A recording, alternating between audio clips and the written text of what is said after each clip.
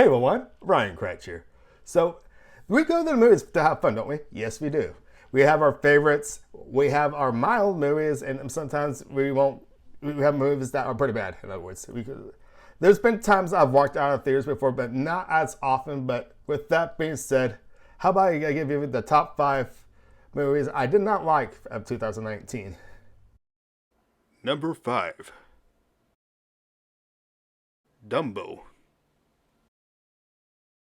So right away, you see my first movie on number 5 is Dumbo, believe it or not. I kind of liked it, but Disney's been doing this a lot lately within the last couple of years. Bringing tales that have been told a long time ago and bringing them back to retell them. And I feel Dumbo is, well, to tell the truth, for people who actually saw Dumbo last year, they didn't really stick to the story that well. Remember Timothy the Mouse? Isn't Timothy supposed to be help Dumbo on his way? Except in this movie, in this live action version, you have the little girl guiding Dumbo, of course. So that's a little different too. And the key players, the actors, Michael Keaton and Danny DeVito. Danny DeVito, I thought he pulled a really good act in this one. He was perfect for a circus ringer.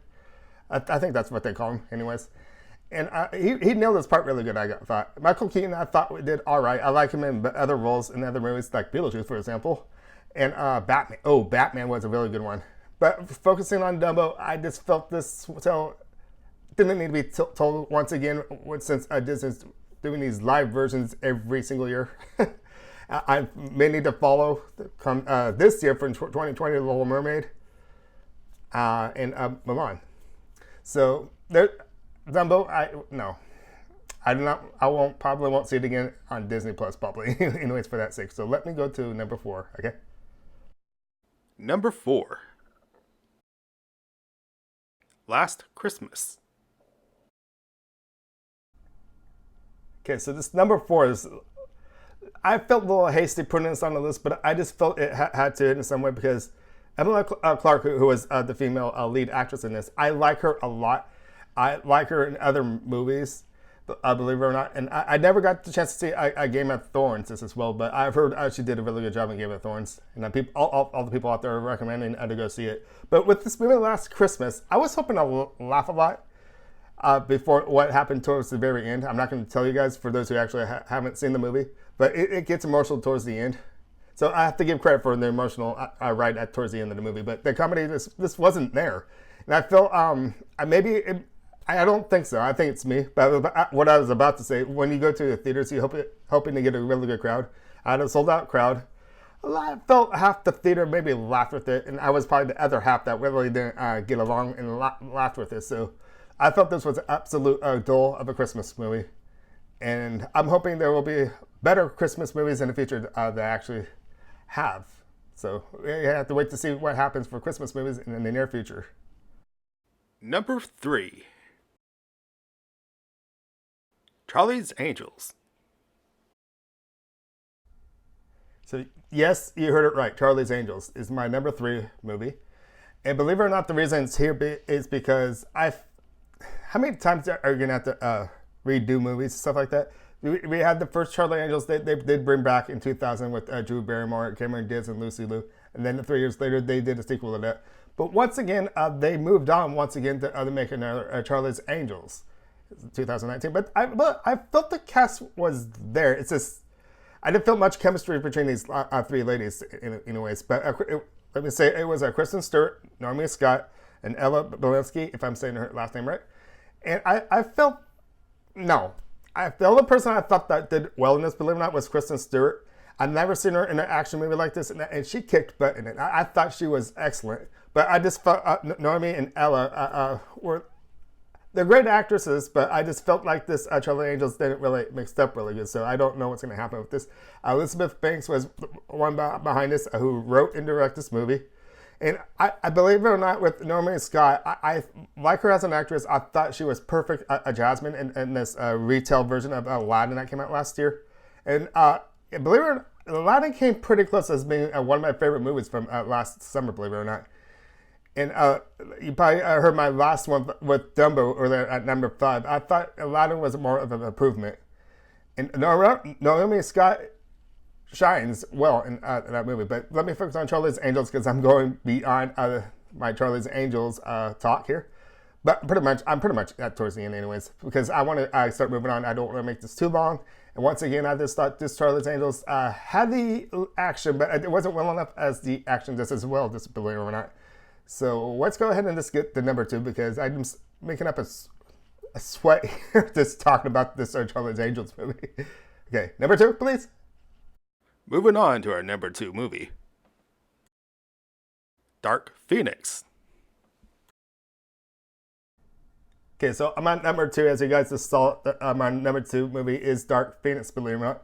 And I felt like I was really looking forward to this movie. I was hoping for a really good story of her dark story anyways. Because if the X-Men came out back in 2000, I was really hyped with all the cast and all the symbols of the mutations, stuff like that. And Dark Phoenix happened to really catch my eye really good, believe it or not. And once it moved on to the second and third one, the third one really focused on the third X-Men anyways, really focused on Dark Phoenix. And with this movie, Dark Phoenix, the new one that came out last summer, I was really excited to see this movie, but it turned out to be just awful. I was really hoping to learn more about Dark Phoenix, her past history, how she really got these powers and everything. It described it a little bit, but I just felt it was a misaimed movie, in other words, because it was one that's like a cat and mouse sort of thing. That's the word I'm looking for. Because we have the villain trying to get Dark Phoenix. It goes back and forth, back and forth, back and forth, and then the good guys are trying to hold on to Dark Phoenix, of course. And it's one of those concepts. It's say get to the story, get to the main idea. The action was all right. It could have been a lot more better. And I just felt like this X-Men world could, with the youngsters anyways, could make it a little more of an improvement throughout this new X-Men series. And we got that new movie coming out in April too, so that's a darker version too. I can't wait to see that actually. So yeah, I would hate to say it, but Dark Phoenix is my number 2, one of my worst movies of 2019. So I'm coming down to my number 1, and when I get there, try to make a prediction and see if you can actually get my prediction of my number 1 worst movie of 2019. And the number 1 movie of the worst movie of 2019 is... We have made it down to my number 1 movie, worst movie of 2019. So do you guys have any ideas whatsoever what it might be? If you said Hellboy, then yeah, you are correct then. Yes, they actually did another Hellboy in 2019. There's actually been 2 others. The first one came out in 2004, and a couple years later, they did do another one, believe it or not. And I felt the reason I felt there wasn't really anything big in this because Guillermo del Toro did not direct this movie. He wasn't really in charge of this movie whatsoever. And he's got a great taste, and he's got great horror and thrills in his movies. But there's nothing like that in this one. And plus, Ron Perlman's not back in this one. And Ron Perlman really made Hellboy's character really cool and creative and funny and stuff like that. But David Harbour, I actually thought he did pretty good. It's just the fact the comedy wasn't really there with him. He seemed more I don't know, not there with it. And I felt Mila Djokovic played a really good film. But once again, I didn't feel the chemistry through her either. I thought she is a great actress. She plays wonderful parts like The Fifth Element, stuff like that, in Resident Evil, believe it or not. So we got fine actors in the movie. It's just that it didn't take well. And the story wasn't really good with me, in other words. And so this was just like a bad taste from hell, something like that, that didn't rub off really good with this. So that's my list for my 2019 movies that I didn't really care for and didn't like. So if you didn't see anything on this list that matches up with mine, give us some comments down below. I would love to hear them. I'd like to hear what you might want to say about your experiences with movies in 2019, if they were good or bad. I do have a separate list out there for favorite movies, so go ahead and check that out just as well. So in other words, I'm going to start wrapping this up in other words now. So my name is Ryan Kretsch. Thank you for watching. And make sure to give it a thumbs up and subscribe. I'll see you guys at the movies next time. Have a great year for 2020 movies, okay? I'll see you guys later. Bye.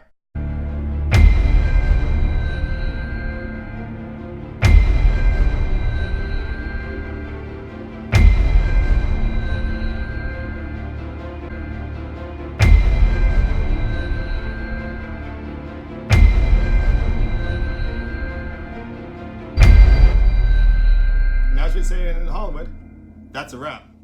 This is brave, this is bruised, this is who I'm meant to be, this is me.